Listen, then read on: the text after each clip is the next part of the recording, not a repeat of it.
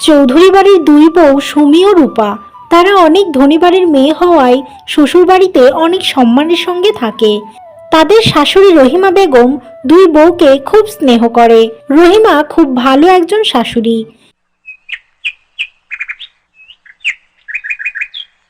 বৌমারা, তোমাদের দুজনকে অনেকদিন হলো একটা কথা বলবো ভাবছি, কিন্তু কেন জানি মনেই থাকে না। শোনো, আকাশের তো বিয়ের বয়স হয়ে গেছে, ছেলেটা ভালো চাকরিও করছে, তাই আমি ভাবছি ওকে খুব তাড়াতাড়ি বিয়ে করাবো। তোমরা কি আমার সাথে একমত? হ্যাঁ মা, আপনি ঠিক বলেছেন। আমরা দুজনে এই বিষয় নিয়ে ভেবেছি। বলছি মা, আমাদের দুজনের মতামত হলো আকাশকে একটা গরিব পরিবার থেকে সুন্দরী মেয়ে দেখে বিয়ে করানো উচিত।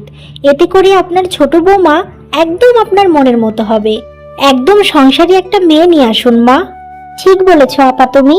আসলে মা, আপনি যতই আমাদের ভালোবাসেন, আমরা কিন্তু এটা খুব ভালো করে জানি যে আপনি খুব সাধারণ ও সংসারী মেয়ে বেশি পছন্দ করেন। কিন্তু আমরা দুজনেই তো ধনী ঘরের মেয়ে, এতটাও সংসারী নই। তাই আমরা চাই আপনার ছোট বৌমা আপনার মনের মতো হোক। তোমরা যেমনই হও, আমার কাছে সবাই ভালো। কিন্তু তোমরা যখন বলেছো যে গরিব ঘরের সাধারণ কোনো মেয়েকে বউ করে নিয়ে আসতে, তবে তাই হবে। আমি ওই রকমই কোনো মেয়ে খুঁজবো। আমি এবার ঘরে যাচ্ছি, কিছু ওষুধ খেতে হবে আমার।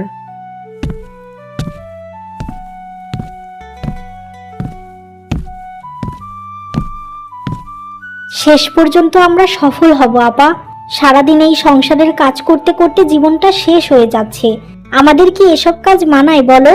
আমরা যদি কাজগুলো না করি তাহলে তো শাশুড়ি মার মন পাবো না। লোকে নানা রকম খারাপ কথা বলবে, সেই ভয়েই তো এত কাজ করতে হয়। কাজের লোক থাকলেই কি সব কাজ ওদেরকে দিয়ে করানো যায় বলো? হ্যাঁ, এই জন্যই তো বুদ্ধি করে প্ল্যানটা করেছি। গ্রামের কোনো সাধারণ মেয়ে বউ হয়ে আসলে আমরা যা বলবো ও তাই করবে। কোনো ধনী বাড়ির শিক্ষিত মেয়ে আসলে তো কখনোই ওকে দিয়ে কিছু করাতেই পারবো না। তখন আরো আমাদের নানা রকম সমস্যা হবে। যাই হোক, এবার দেখি কতদিনে আমাদের মনের আশা পূর্ণ হয়। এখন চলো রান্নাগুলো করে ফেলি। এরপর তারা দুই যা মিলে রান্নাঘরে গিয়ে রান্না করতে থাকে। বেশ কিছুদিনের মধ্যেই রহিমা বেগম নীলা নামের একটা সুন্দরী মেয়েকে আকাশের বউ করে নিয়ে আসে।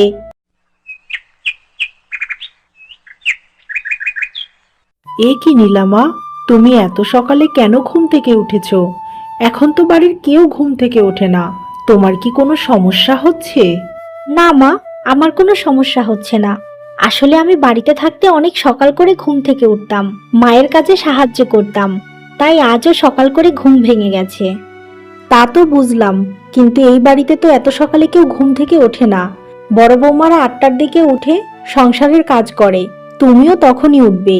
তিনজন মিলে সংসারের কাজ করতে তো বেশি সময় লাগবে না, তাই না? নতুন বিয়ে হয়েছে তোমার, এখন নিজেকে সময় দাও। এতে করে নতুন জীবন সুন্দর হবে। ঠিক আছে মা, আপনি যেমন বলবেন তেমনই হবে। কিন্তু আজ যখন উঠে পড়েছি, তাহলে না হয় আপনার সাথে গল্প করি। এই বাড়ির সম্পর্কে অনেক কিছু জানার আছে আমার, যেগুলো আপনার কাছ থেকে শুনলে আমার খুব ভালো লাগবে। আচ্ছা মা, আপনার তো একটা মেয়ে আছে, সে কেন আমাদের বিয়েতে আসলো না? তাকে দেখার আমার খুব ইচ্ছে। টুম্পার কথা বলছো? ও তো ডাক্তারি পড়াশোনা করছে, অনেক ব্যস্ত থাকার কারণে আসতে পারছে না। কিন্তু ভালো খবর এটাই, কয়েক মাসের মধ্যেই ও বাড়ি ফিরে আসবে। বিদেশ থেকে তো ভাইয়ের বিয়ের জন্য ছুটি নিয়ে আসা সম্ভব না, কিন্তু ও তোমাকে দেখেছে। ও, বুঝতে পেরেছি মা। আমি অপেক্ষা করব টুম্পার জন্য, সে ভালোভাবে তার পরিবারের কাছে ফিরে আসুক। এভাবেই তারা দুইজনে কথা বলতে থাকে। বেশ কিছুক্ষণ পর সেখানে সুমি ও রূপা আসে। কি ব্যাপার মা, আপনি সকাল করে উঠে নতুন বউয়ের সাথে কি কথা বলছেন? আমরা দুজনে কি শুনতে পারবো? এটা তুমি কি বলছো বড় বৌমা? তোমরা অবশ্যই শুনতে পারবে। ছোট বৌমা আমার কাছে টুম্পার বিষয়ে জানতে চাচ্ছিল, ওর বিষয়েই কথা বলছিলাম আমরা। ও, ভালো। বলছি মা, আজ তো নীলার প্রথম দিন, ওকে তো বাড়ির সবার জন্য কিছু রান্না করতে হবে। এটা তো নিয়ম, আমাদেরও করতে হয়েছে। তো নীলা কি রান্না করবে সেটা একটু বলে দিন। নতুন বউ, ওকে দিয়ে ভারী কোনো কাজ করানোর দরকার নেই। আজকে নীলা সবার জন্য পায়েস রান্না করবে। নীলামা, তুমি রান্না করতে পারবে তো? হ্যাঁ মা, আমি সবকিছু রান্না করতে পারি।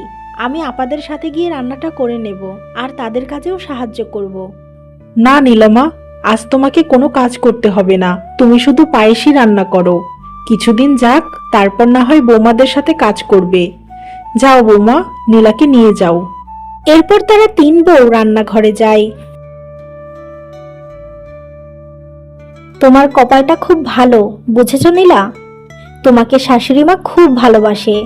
কেন আপা, মা তো তোমাদেরও খুব ভালোবাসে। মায়ের সাথে কথা বলে দেখলাম, সে তোমাদের দুজনের অনেক প্রশংসা করলো। আসলেই সে খুব ভালো একজন শাশুড়ি। বাবা, নীলা, 2 দিন এসেই শাশুড়িকে চিনে ফেললে, আবার এত কিছু জেনেও ফেলেছো। তুমি তো খুব বুদ্ধিমতী মেয়ে।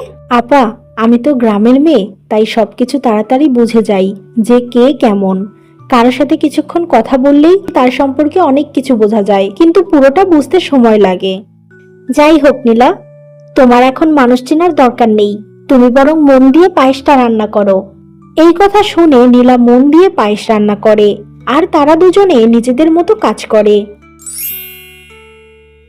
আপা, অনেকদিন তো হয়ে গেল, আর কতদিন আমরা এই সংসারে কাজ করব? এবার থেকে নীলাকে দিয়ে সমস্ত কাজ করাও। আমরা দুজনে একটু শান্তির নিঃশ্বাস নেই। আমরা তো শান্তির জন্যই ওর মতো মেয়েকে নিজেদের যা করে এনেছি। আজ থেকে নীলাকে দিয়ে সব কাজ করাবো, আর আমরা দুজনে সারাদিন শুধু ওকে হুকুম করব, আর পায়ের ওপর পা তুলে বসে গল্প করব। তুমি এখানেই থাকো, আমি নীলাকে কাজ বুঝিয়ে দিয়ে আসি। ঠিক আছে আপা, যাও। কিন্তু দেখো, এই বিষয়টা যেন শাশুড়ি মা না জানে। সব কাজ নীলা করলেও যেন মনে হয় আমরা সবাই মিলে কাজ করি।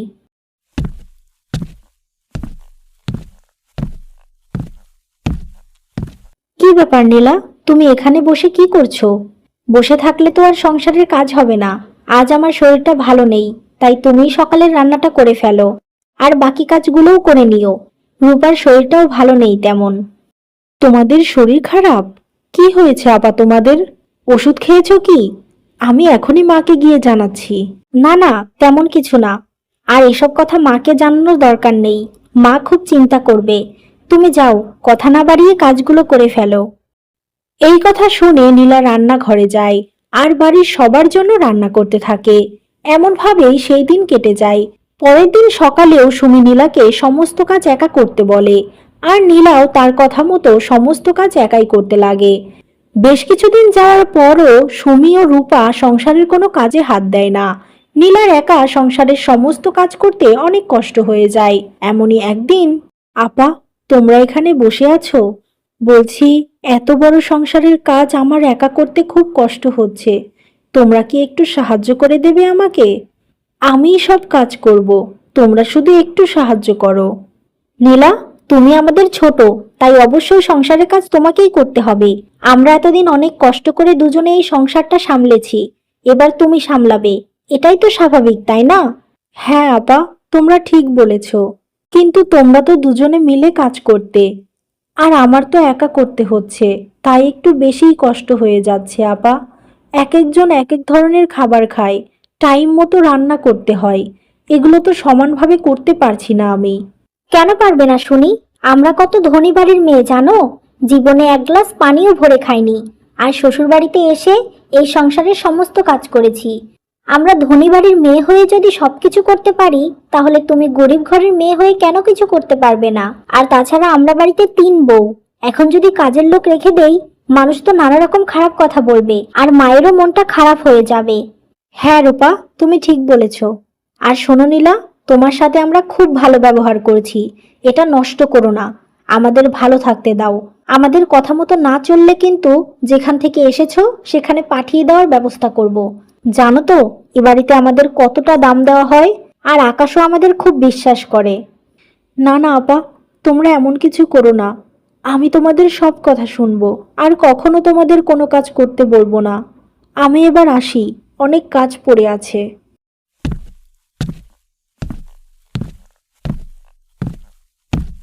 তারা আমার সাথে এটা কেমন ব্যবহার করলো? ভেবেছিলাম আমার 2 যা না জানি কত ভালো, হয়তো তারা আমাকে নিজের বোনের মতো দেখে, কিন্তু না, আমার ধারণা ভুল ছিল। তাদের মনের ইচ্ছা আমাকে দিয়ে সব কাজ করিয়ে নেওয়া।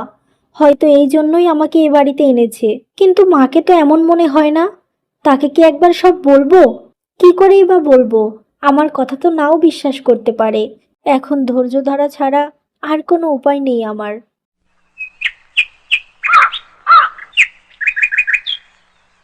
কি হয়েছে? এভাবে আমার দিকে তাকিয়ে আছো কেন? কিছু কি বলবে? তোমাকে আমি কিছু কথা বলতে চাই, তুমি কি আমাকে বিশ্বাস করো? এ কেমন প্রশ্ন? তুমি আমার স্ত্রী, তোমাকে তো আমি অবশ্যই বিশ্বাস করি। তুমি আমাকে তোমার মনের সমস্ত কথা বলতে পারো। আসলে ভাবিদের সম্পর্কে কিছু কথা বলতে চাই, খুব গুরুত্বপূর্ণ। ও, বুঝতে পেরেছি তুমি কি বলবে। ভাবিরা তোমাকে দিয়ে কিছুদিন হলো সংসারের কাজ করাচ্ছে, তাই তো? শোনো, আমার ভাবিরা তোমার পরীক্ষা নিচ্ছিল যে তুমি আসলে কতটা কাজ করতে পারো।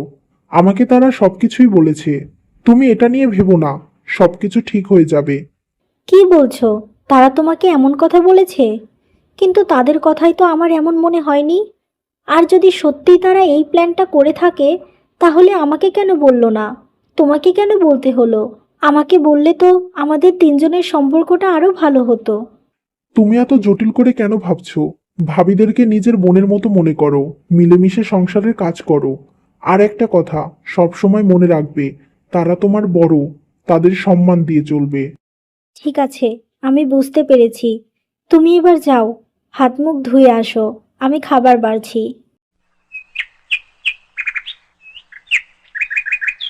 কি ব্যাপার নীলা, তুমি এখনো আমাকে চা দাওনি কেন? তুমি জানো না আমি ঘুম থেকে উঠেই চা খাই, নাকি ইচ্ছা করে এমন করেছো? না না আপা, আমি ইচ্ছা করে কিছু করিনি। আসলে মায়ের তো তেমন শরীর ভালো না, তাই মাকে খাবার খাইয়ে ওষুধ খাইয়ে দিলাম। তাই তোমাদের চা দিতে দেরি হচ্ছে। তুমি একটু অপেক্ষা করো, আমি চা বানিয়ে দিচ্ছি। তোমার শুধু অজুহাত। আসলে আমরা কাজ করছি না বলে তুমি ইচ্ছা করে এমন করছো। দাঁড়াও, আমি এখনই আপাকে গিয়ে সব কিছু বলছি। তারপর সে তোমাকে যা করার করবে। তুমি নিজেও জানো না তোমার কি হতে পারে। তুমি আমার সাথে এভাবে কেন কথা বলছো? তোমরা তো তোমার দেওরকে বলেছো যে আগে তোমরা যা করেছো তা শুধু আমাকে পরীক্ষা করার জন্য। আজ থেকে তোমরা আমার সাথে সব ঠিক করে নেবে, আর তিনজনে মিলেমিশে সংসারের কাজ করব। ও, তার মানে তুমি আকাশকে এই ব্যাপারে সবকিছু বলেছো? সত্যি, তুমি খুব চালাক মেয়ে। ভেবেছিলাম গ্রামের গরিব ঘরের মেয়ে হয়তো সহজ সরল, কিন্তু না, তুমি তো অনেক বেশি স্বার্থপর একটা মেয়ে। যাই হোক, আমি এখন চা খাবো না। এই বলে রূপা চলে যায় আর সুমিকে গিয়ে সব কথা খুলে বলে। আমি মনে মনে ভেবেছিলাম হয়তো এমন কিছু হতে পারে। এই জন্যই তো আকাশকে গিয়ে মিথ্যা কথাগুলো বলেছিলাম, যেন ও আমাদের ভুল না বোঝে। তুমি এত চিন্তা করো না, ওই নীলা আমাদের কিছুই করতে পারবে না। আমরা সব সময় ওকে কাজের লোকের মতো কাজ করাবো, আর আমরা দুজনে শান্তিতে থাকবো, আর মায়ের কাছেও অনেক ভালো বৌমা হয়ে থাকবো। কিন্তু কতদিন আপা? ও যদি আকাশকে আবারও কোনো কথা বলে বা মাকে কিছু বলে দেয়, তখন তো সবার কাছে আমরা খারাপ হয়ে যাব। তুমি কেন এত ভাবছো রূপা? ওকে আমি যে ভয় দেখিয়েছি, মাকে কিছু বলার সাহসই পাবে না। হয়তো আকাশকে বিশ্বাস করে বলেছে, বাট কোনো কাজ হয়নি, আর কখনো হবেও না। নীলার কথা কেউ বিশ্বাস করবে না, বুঝেছো? এভাবেই তারা কথা বলতে থাকে। নীলার সব কাজ একা করতে কষ্ট হলেও সে কাউকে কিছু বলে না। এমন ভাবেই আরো কিছু মাস কেটে যায়। একদিন নীলা মন খারাপ করে বসে থাকে। নীলামা, তোমার কি হয়েছে? তুমি হঠাৎ এখানে বসে আছো যে? আর তোমার মনটা খারাপ কেন মা? আকাশের সাথে কি ঝগড়া হয়েছে? না মা, তেমন কিছু হয়নি। এমনিতেই এখানে বসে আছি। আপনার কি কিছু লাগবে? আমাকে যখন মা বলে ডেকেছো, তখন কিছু লুকিও না। আমি মা, তাই সন্তানের মুখ দেখেই বুঝতে পারি যে সে কোনো কারণে চিন্তিত। তাই কি হয়েছে আমাকে বলো, বললে তোমারই ভালো লাগবে। এই কথা শুনে নীলা অনেকটা সাহস পায়, আর সে তার শাশুড়িকে সবকিছু বলে দিতে প্রস্তুত হয়। এমন সময় সেখানে সুমি আসে। মা, আপনারা এখানে বসে কি কথা বলছেন? কিছু কি হয়েছে? দেখো না বড় বৌমা, নীলার কি যেন হয়েছে। সব সময় মন খারাপ করে থাকে, তাই আমি ওকে জিজ্ঞেস করছি যে কি হয়েছে। ও, এই ব্যাপার। মা, হয়তো আকাশের সাথে কিছু হয়েছে।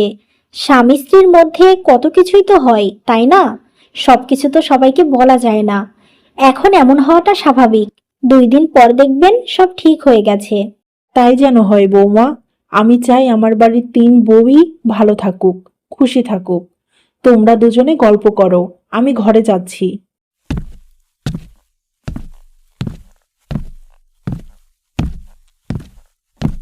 নীলা, তুমি কি মাকে আমাদের সব কথা বলে দিতে চাইছিলে?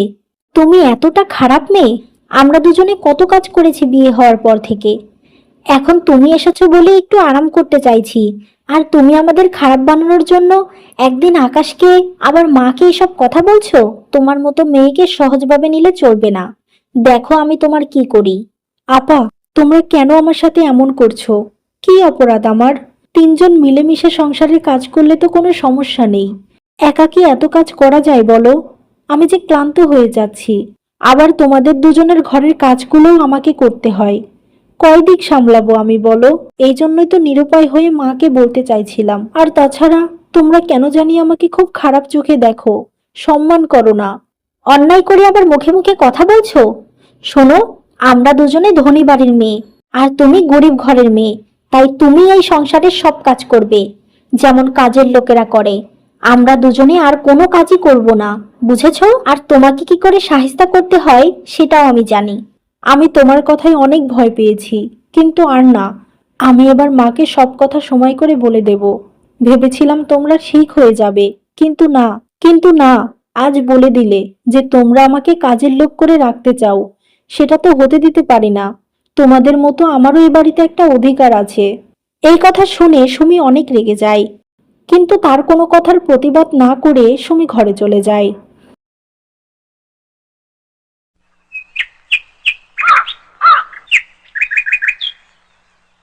মা, দেখুন না, আমার একটা দামি গহনা এখানে রেখেছিলাম মায়ের বাড়িতে পড়ে যাব বলে, কিন্তু এখন তো এটা কোথাও পাচ্ছি না। কোথায় গেল গহনাটা?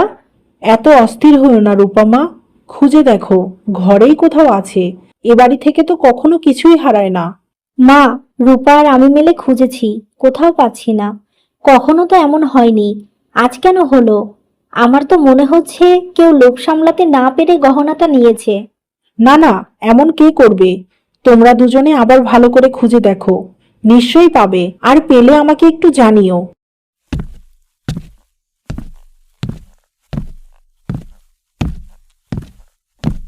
নীলা, একটু শুনে যাও।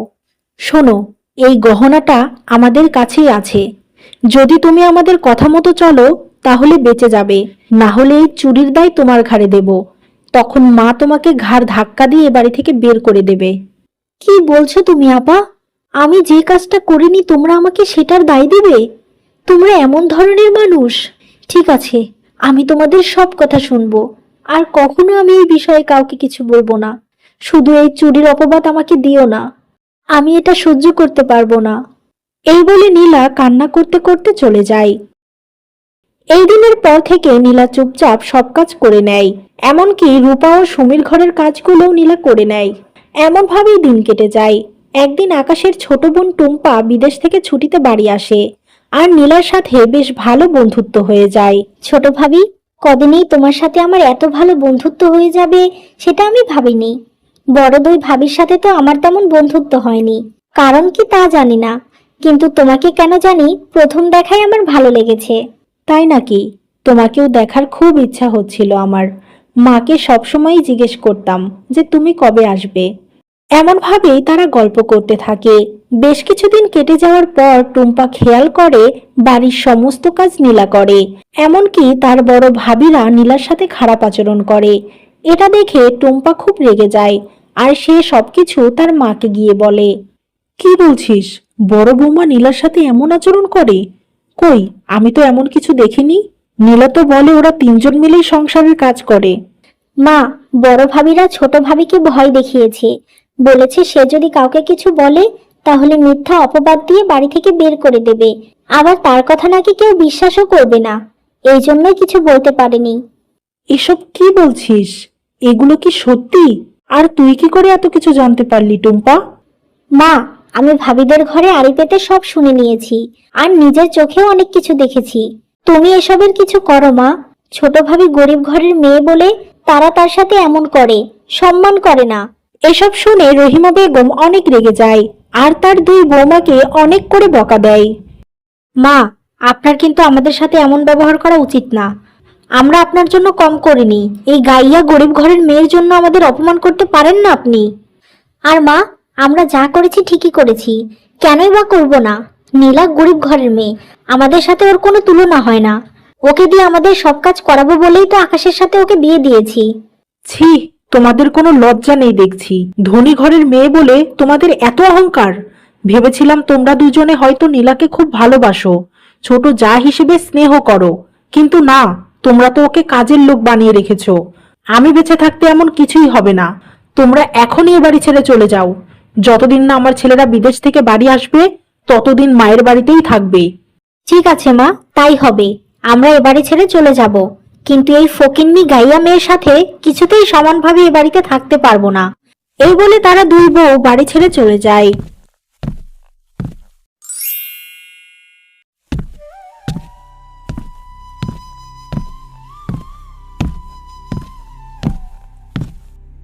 মা, আপনারা দুজনে কোথায় গেল? গাড়িতে তো দেখলাম অনেকগুলো ব্যাগ। আমি তাদের এ বাড়ি থেকে বের করে দিয়েছি। আমি সবকিছু জানি যে ওরা দুজনে তুমি গরিব ঘরের মেয়ে বলে সব সময় অপমান করত, সংসারের সব কাজ তোমাকে দিয়ে করাতো, তাই আমি ওদের শাস্তি দিয়েছি। হ্যাঁ ছোট ভাবি, আমি সবকিছু জেনে মাকে বলেছি। তুমি এতটাই ভালো যে নিজের কষ্টের কথা কাউকে বলনি। কিন্তু মা, আমি তো এটা চাইনি। আমি সবাইকে নিয়ে ভালো থাকতে চেয়েছি। এসব জানলে আপাদের আমি কিছুতেই যেতে দিতাম না। তাদের জন্য আমার খুব খারাপ লাগছে। নীলামা, তারা যদি অনুতপ্ত হতো আমি ওদের বাড়ি থেকে বের করে দিতাম না, কিন্তু ওরা অন্যায় করেও উচ্চস্বরে কথা বলছিল, তাই এটা করতে বাধ্য হয়েছি। কিন্তু তুমি ভেবো না, আমার বিশ্বাস ওরা একদিন নিজের ভুল বুঝতে পারবে। আর আবার তোমরা তিনজন মিলেমিশে এই সংসারটা সামলাবে। হ্যাঁ মা, তাই যেন হয়। আমি শুধু একা ভালো থাকতে চাই না, আমি আপাদের জন্য অপেক্ষা করব।